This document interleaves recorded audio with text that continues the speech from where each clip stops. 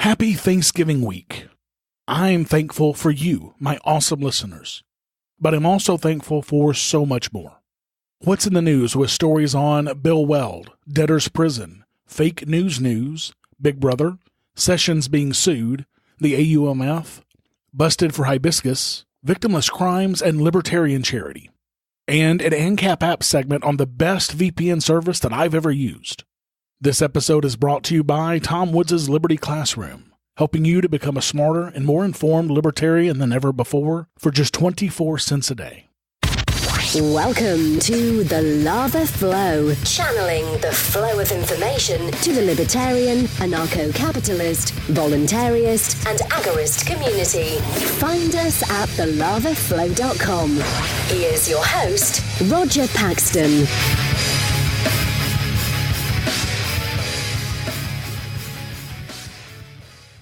Thank you for joining me this week.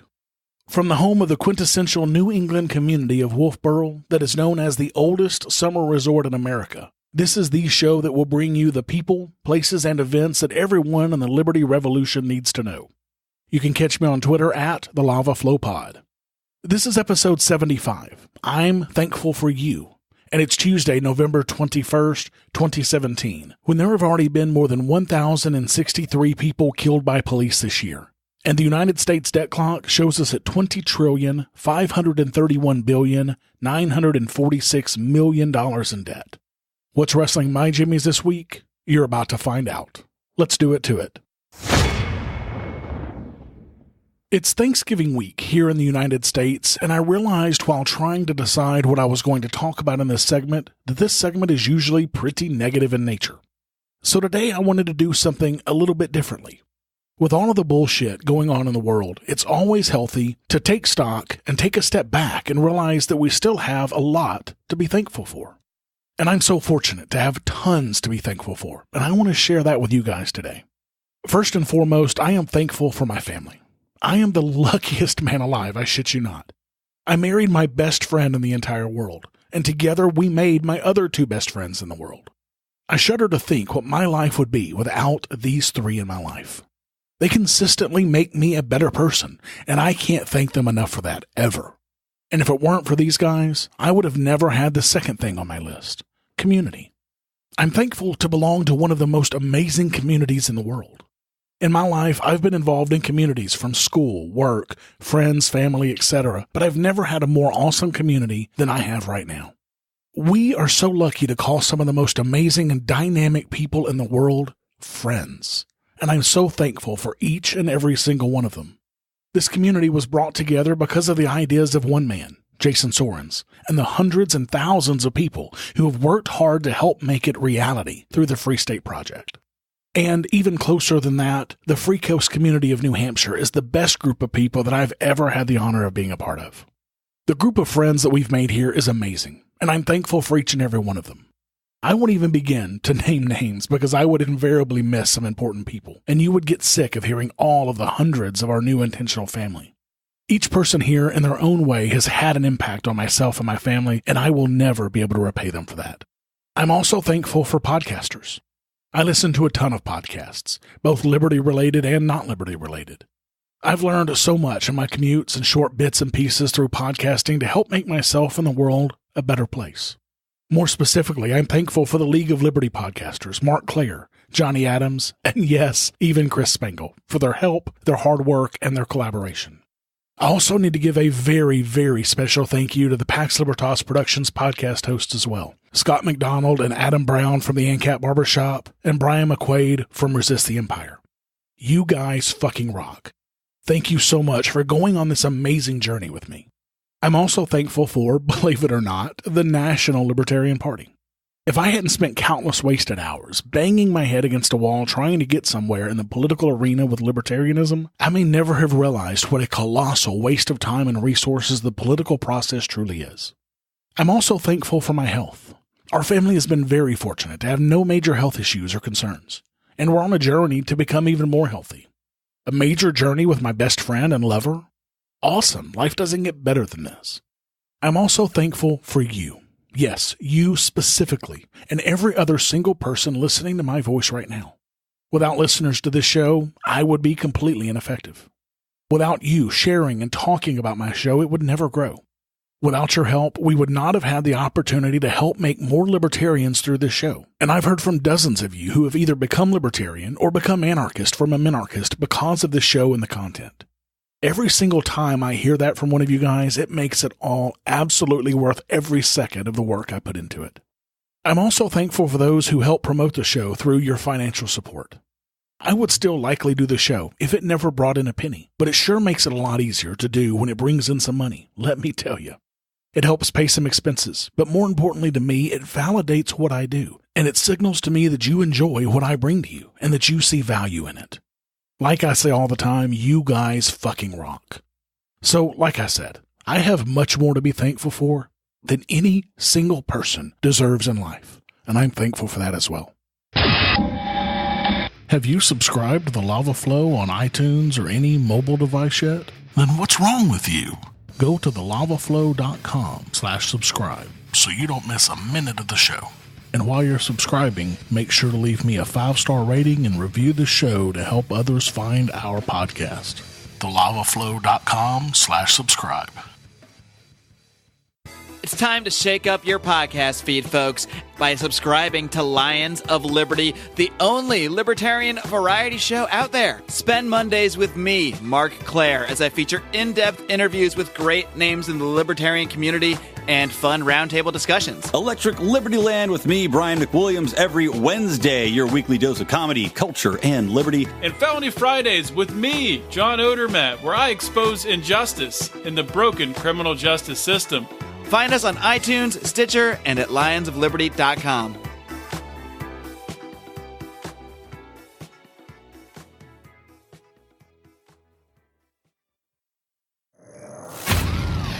What's in the news? The news you need to know from a libertarian perspective. In OG Libertarian news, Libertarian Party Vice Presidential nominee Bill Weld acts like he's still bullish for the LP, just shortly after helping raise tons of money for Republicans in Massachusetts. And of course, overly pragmatic Reason magazine is eating up the horseshit that he feeds them. Weld, of course, continues to say that the LP is different from the other two parties because, quote, the Democratic Party is not fiscally responsive and the Republican Party is not socially tolerant.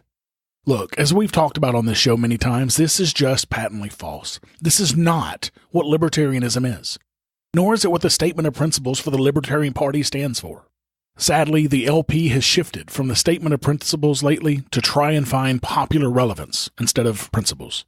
A friend of mine on Facebook actually just today posted this condensed version of the Libertarian Party platform that is copyright 1977 by David F. Nolan, one of the founders of the Libertarian Party. And it says, quote, regarding government, 1, we favor the abolition of damn near everything.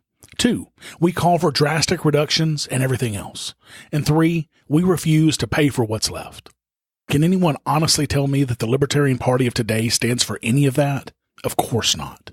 Weld also defended U.S. airstrikes around the globe in the interview, saying, quote, I do consider myself an internationalist, but that's different from being an interventionist. I don't like it when I see the body bags coming back. An airstrike is maybe something a little different, to project a U.S. military power. And libertarians do believe in a very strong defense, so rattling the saber from time to time is not a bad thing, end quote. So basically, as long as the body bags are halfway around the world, for brown people, and those body bags don't come back here to the U.S., it's okay to rattle some sabers by dropping bombs on people. Fuck this guy in the fucking neck twice. Sadly, it doesn't look like Weld is going anywhere at all, and this is just another reason why the LP will continue to be irrelevant. In debtors prison news, a Colorado Springs woman who has a newborn child was jailed for 27 days because she couldn't pay an unrelated pretrial court processing fee of $55 despite a judge's order that she should be released on her own recognizance, a civil lawsuit says. In its attempt to recoup the $55 cost of pretrial services, El Paso County spent about $2,400 holding Jasmine Steele, according to the lawsuit filed Tuesday in U.S. District Court in Denver by ACLU of Colorado attorneys Rebecca Wallace and Mark Silverstein. So they put a debtor in prison, supposedly because of the money, yet they spend nearly 50 times more than the debt to hold her in prison. Yep, that sounds exactly like something that government would do. Still, who was arrested January the 11th on a felony narcotics possession charge when she was caught with 0.3 grams of methamphetamine, is now seeking compensatory and consequential damages and attorney's fees. Still said in a news release, quote, "Every day I was in jail, I thought there had to have been some kind of a mistake. I didn't think that you could jail someone just because they were poor. I'm fighting back now, not just for me, but for all of the other people who El Paso County has kept in jail because they couldn't scrape together $55. As recently as when this article came out, the El Paso County Jail was holding 6 pretrial suspects released on their own recognizance who couldn't pay the fee, the lawsuit says. The defendants should have been released after signing an agreement that promises they will return to court for future proceedings. Between August 21st and October 20th, the county held 51 personal recognizance defendants who couldn't afford the pretrial fees, an average of 10.6 days. El Paso County is spending about $250,000 more to hold the suspects, rather than granting them waivers if they're unable to pay pretrial fees, the lawsuit says. ACLU Attorney Wallace said in a news release, quote, "Pretrial jail stays can and do cause legally innocent people to lose out on pay, lose their jobs, lose custody of their children, lose their housing, and lose their vehicles. With all of these pressures building on pretrial defendants, it's no wonder that many defendants plead guilty just to get out of jail." Still, who's a mother of 3, was unable to be with her newborn child, and the kids were placed in foster care, the lawsuit said. It also said, quote, "She decided that, rather than wait in jail while she fought her case, she had no choice but to plead guilty, so that she could get out of jail quickly and fight for custody of her children." On February 6th, Miss Still pleaded guilty to felony possession and was promptly released from custody. This is clearly unconstitutional, but we all know that the Constitution has been a useless piece of scrap paper even before the ink dried on it. So appealing to that document is just a waste of time. In fake news, the USA Today posted a video of an AR-15 rifle to show the type of weapon used in the Sutherland Springs massacre. The video showed a possible modification of the AR-15 that included a chainsaw bayonet attachment to the rifle. I shit you not. USA Today was clearly insinuating that a chainsaw bayonet may eventually be used by a homicidal gunman in America. Because, a chainsaw bayonet is much more deadly than an AR-15. Creative critics shared satirical alternatives like lightsaber bayonet, assault rifle bayonet, tactical rubber chicken launcher, and others to mock the newspaper. I even shared one around that had the Death Star from Star Wars used as an attachment to an AR-15. This is typical of news agencies and politicians after a tragedy such as this to always try and make this a political issue. But this is perhaps the most ridiculous example of them all.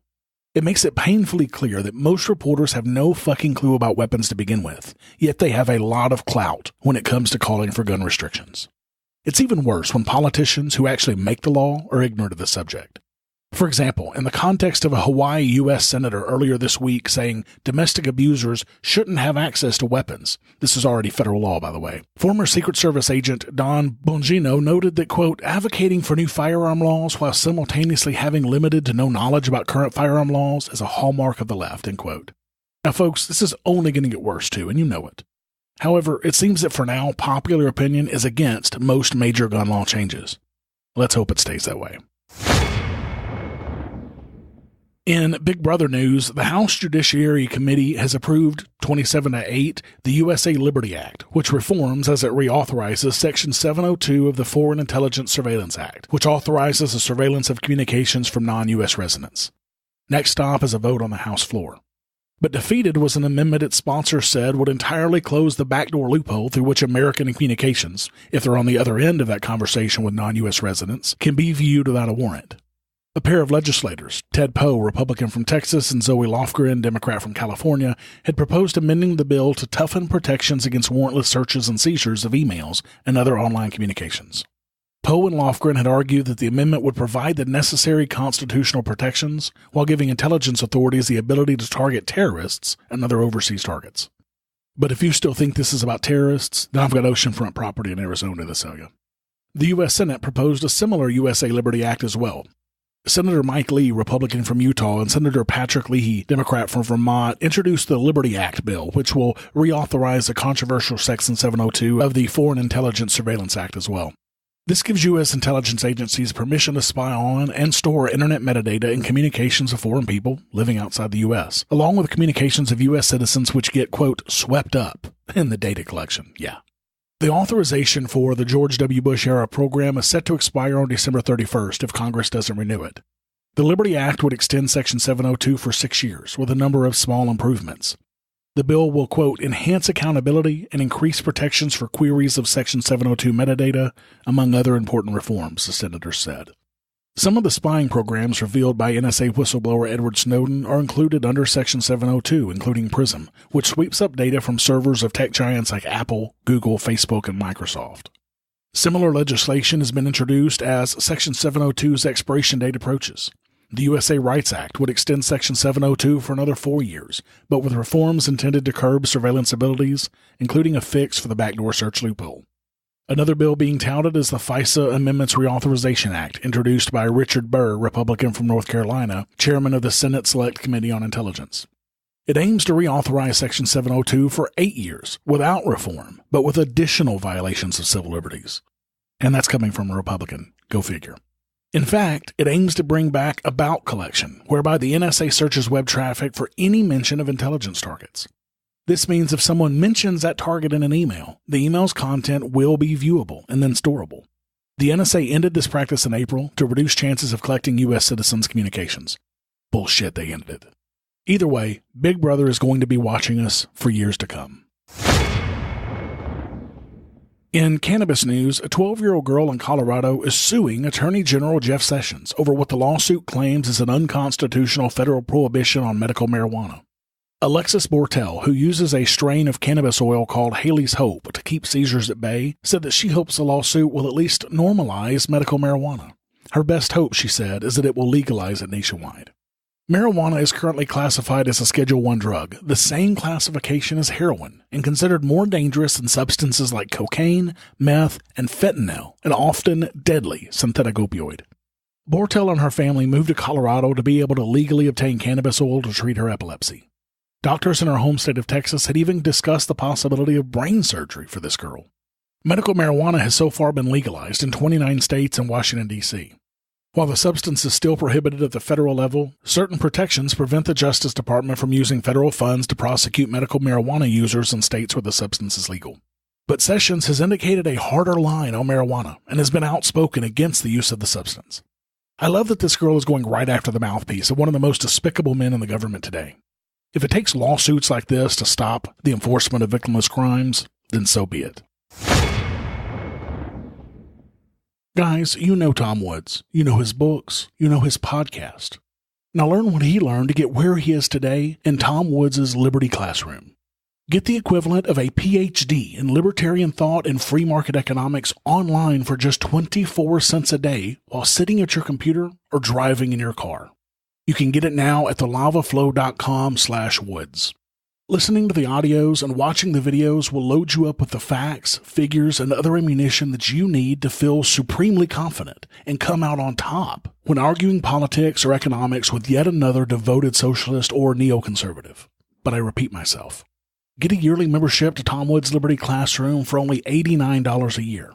Or like me, go for the Masterclass for lifetime access for only $497 and get tons of bonus material as well, including monthly live sessions with Liberty Classroom faculty and 435 audio-video lessons on government and history that Tom created specifically for the Ron Paul curriculum worth $250 alone. Make sure to sign up today at thelavaflow.com/woods to become a smarter and more informed libertarian than ever before. In War is Hell news, and a rare exercise of its war-making role, the House of Representatives on Monday overwhelmingly passed a resolution explicitly stating that U.S. military assistance to Saudi Arabia in its war in Yemen is not authorized under legislation passed by Congress to fight terrorism or invade Iraq. The non-binding resolution, adopted 366-30, does not call for a halt to the American support, but publicly acknowledges the Pentagon has been sharing targeting information and refueling airplanes that Saudi Arabia and other allies are using to attack Houthi rebels in a conflict that is widely considered a proxy war with Iran and a humanitarian disaster. It states, in part, that U.S. military operations are authorized to fight only al-Qaeda and other allied terrorist groups in Yemen, not Shiite Muslim rebels. While wholly symbolic, the House vote was seen as a key victory for members of both parties who believe Congress, which has relegated the power to declare war on the Constitution, needs to reauthorize U.S. military operations overseas, which have expanded to many more countries and conflicts than envisioned a decade and a half ago when Congress last voted for the use of force. Now, isn't it sad when the House calls a toothless, useless resolution that will affect no change a victory? This is not a victory. This holds no more power than if I were the one to make such a resolution. This is total bullshit. The resolution was not as strong as some would have liked, however. After a compromise with House leadership, it left out the language contained in a separate measure calling for a halt to U.S. military assistance in Yemen. Not that this language would have had any more teeth, mind you, but at least it would have had some balls to it. In not cannabis news, Audrey and Edward Kramer of Buffalo Township, Pennsylvania, were reported to police by their nationwide insurance agency for allegedly having marijuana plants on their property. The couple says that on September 20th, police stormed their house, harassed them, took their plants, and arrested them, while Audrey Kramer was still in her underwear. The problem for police is that the plants they confiscated were hibiscus plants, not marijuana. Audrey Kramer, 66, said, quote, "I'm starting to understand why a lot of the public do not trust police officers. I really feel like I've been smacked in the face with this. And no, I don't think I'll ever trust a police officer again. You know, it sure sounds like there are a couple fewer copsuckers in the world thanks to this raid. I guess that's one benefit to these sorts of raids. At least no people or pets were killed this time." Audrey says, "I was not treated as though I was a human being. I was just something they were going to push aside." Her husband, Edward Kramer, 69, said he returned home a half hour later to find his wife in the back of a police cruiser and officers pointing guns at him. He also was placed in the cruiser despite trying to convince the officers the plants were hibiscus, not marijuana. He said, "They actually ignored me. They wouldn't even listen. I said, I can show you the pictures on the internet." According to the Pittsburgh Tribune-Review, Audrey and Edward Kramer have filed a civil lawsuit against Nationwide Mutual Insurance Company, Nationwide agent Jonathan Yeamans, Buffalo Township, and 3 of its police officers. Use of excessive force, false arrest, false imprisonment, intentional infliction of emotional distress, and invasion of privacy are all listed among the allegations. Good luck to this couple. In even more victimless crime news, a single mother of 6 from the notoriously poor city of Stockton, California, recently made headlines after selling an undercover agent a $12 plate of ceviche, Mexican food. 37-year-old Maritza Ruelas was selling her home-cooked meals through the Facebook group 209 Food Spot when she accidentally did business with an undercover investigator. Ruelas said, quote, "It's just crazy because people have been selling out their trunks and out of parking lots for years. I never knew it would be a problem." Ruelas took over the 15,000-member Facebook group about a year ago when the creator of the group left. The group became a network where amateur chefs in Merced, Stockton, and the Modesto areas could share recipes, organize potlucks and charity giveaways, trade food, or sell dishes for cheaper than market prices. 6 members of the group received letters in the mail from the local district attorney, informing them that they were being summoned to court for violating health codes. Ruelas then shut down the group, of course, and who can blame her? The other 5 people accepted plea deals of 1-year probation, a $235 fine, and 40 hours of community service. When Ruelas had the temerity to decline the plea deal, she was struck with a threat of double their punishment, up to 2 years in prison for selling a plate of delicious fucking food. But you know, the state has to be there to keep you from enjoying cheap, delicious food. Otherwise, you might get ideas. Don't you know that ceviche is a gateway drug to meth? In PAX Libertas Productions news, I have a huge favor to ask of you guys. Brian McQuaid, the host of Resist the Empire, and I are trying to raise $1,000 for the charity Starlight Children's Foundation, and we could use your help. The Starlight Children's Foundation is a charity that does some amazing things for sick kids. They bring virtual reality games, fun centers, Star Wars and other cool character hospital gowns, games and crafts, and celebrity appearances to hospitalized kids in more than 700 hospitals all over the country. The organization has brought smiles to over 60 million kids and families since 1982. Now, Brian and I are doing a Star Wars-a-thon, where we're going to watch all of the Star Wars movies in chronological order from Episode 1 to Episode 7, live streamed on YouTube and Facebook, with appearances from some special guests and games galore. Then, once we've finished the movies at home, we'll then drive to the first showing of The Last Jedi in New Hampshire to see the new movie with a very special review video after that movie from Brian and I. Now, this event is slated to begin about 10 p.m. on Wednesday, December the 13th, and it's going to run for just shy of 24 hours, concluding with the posting of our The Last Jedi video around 9 p.m. on the 14th. Now, we've already raised $20 of the $1,000 thanks to Ryan at Gunfighter Tactical, and you can begin donating today. All you have to do is go to resisttheempirepodcast.com/livestream, and you can use PayPal, Bitcoin, Dash, Ethereum, or Litecoin to make a donation to the cause. Or if you have another cryptocurrency that you want to use, let us know on that page and we'll make it happen. Again, go to resisttheempirepodcast.com/livestream to help us bring smiles to sick kids today. Exercise your free market muscles by going to thelavaflow.com/support and giving a per episode donation of as little as $1 an episode. Or use Bitcoin. Get exclusive content, rewards, and help the Lava Flow become fiscally neutral while providing you more content. thelavaflow.com/support. This is Chris Spangle, and I am the host of We Are Libertarians, which you can find in iTunes, Google Play, or at wearelibertarians.com. We are a podcast that brings you all of the irreverence that modern politics deserves by examining current events from a libertarian perspective. So please, check us out at wearelibertarians.com.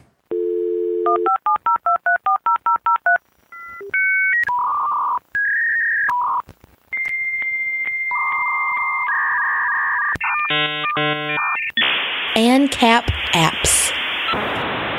For years, I've recommended private internet access to people who wanted a private VPN service to protect their data and traffic on the internet. PIA is a good service, and I used it for many years, but I found one that's even better and offers better privacy and services. NordVPN is a VPN service that has all of the features of PIA, plus many, many more.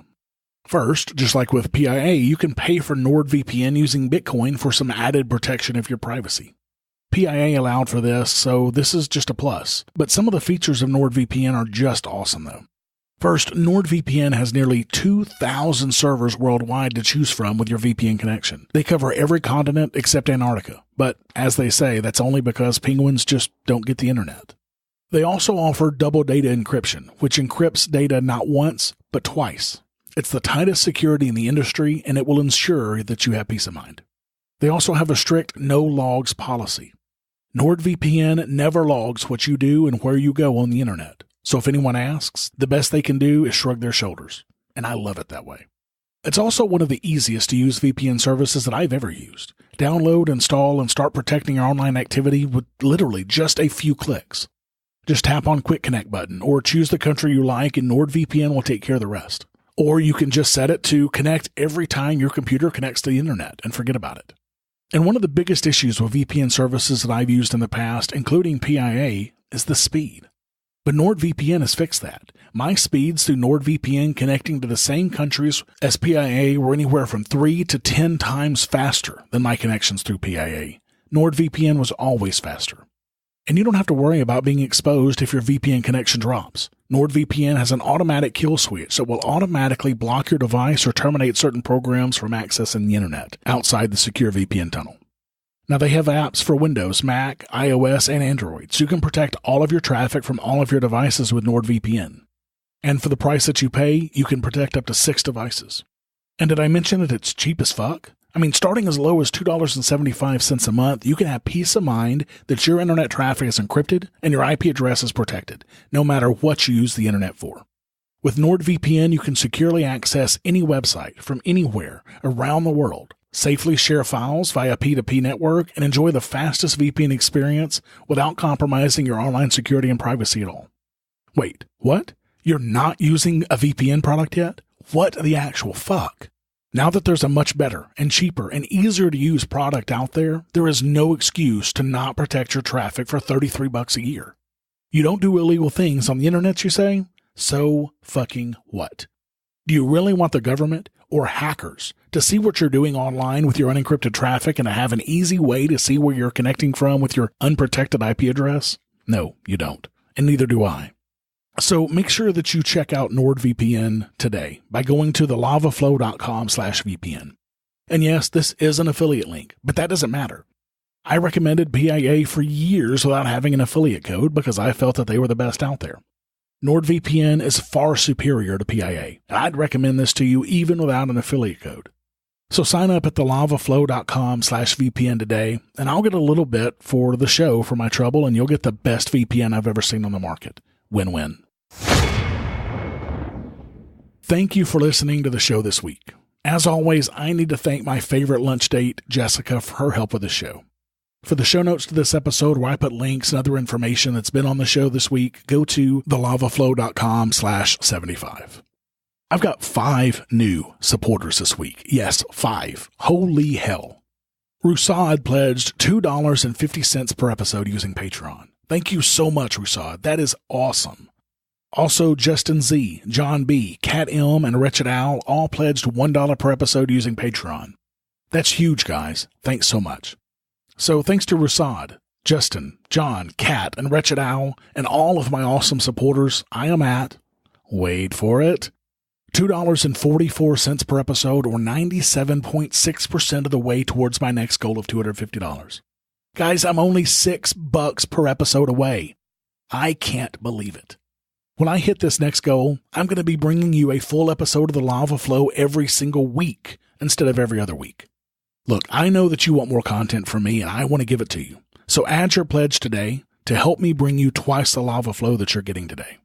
If you want more of the Lava Flow, exercise your free market muscles by going to thelavaflow.com/support and giving a per episode donation of as little as $1 an episode using Federal Reserve notes through Patreon or Bitcoin through Coinbase. I want to be able to bring you more content soon, so make sure to add your donation today to help make that happen. And I don't have any new Apple Podcast reviews this week, so if you have a minute and want to hear your review on this show, please go to thelavaflow.com/Apple and leave me a rating and a review. All the cool kids are doing it. Thank you to everyone who's left me a rating and a review so far. You guys rock. To all of you who haven't, can you guys help me out and go leave a review for me? Go to thelavaflow.com/Apple to do that now. Until next time, happy Thanksgiving, and keep striking the root. Thank you for listening to The Lava Flow at thelavaflow.com. Don't miss an episode. Subscribe now at thelavaflow.com/subscribe. This has been a Pax Libertas Productions podcast.